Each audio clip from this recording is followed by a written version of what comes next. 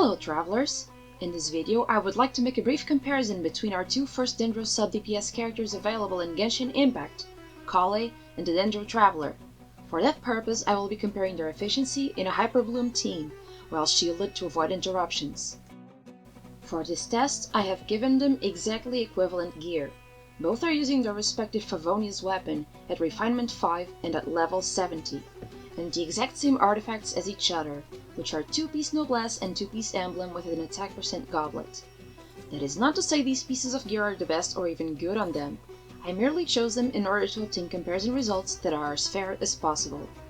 My Traveler is level 84 with no level talents, while Collei is level 59 with only her burst at level 2.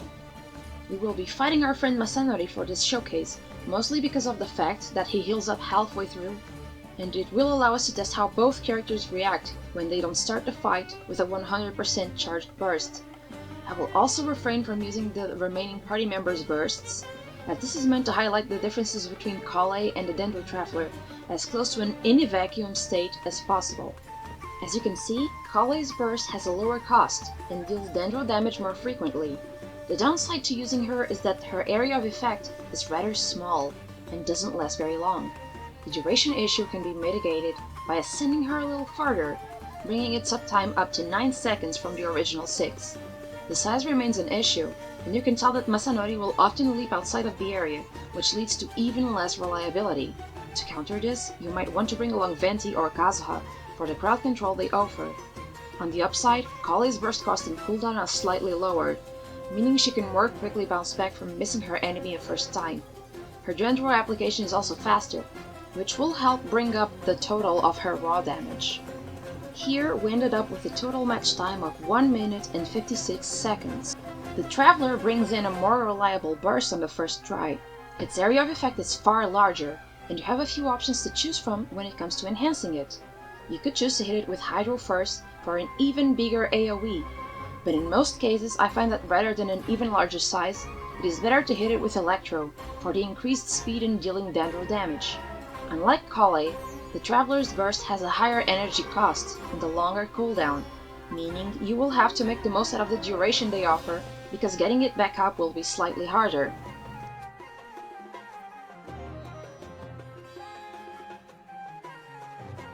The Traveler wins in terms of match time, having helped finish off Masanori in only 1 minute and 15 seconds.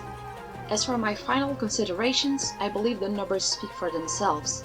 If you're going to be fighting single, large, or fast-moving enemies with high HP, like boss monsters, the Traveler is a more reliable pick. What about Collei? Well, she's the one you want to choose for sheer utility.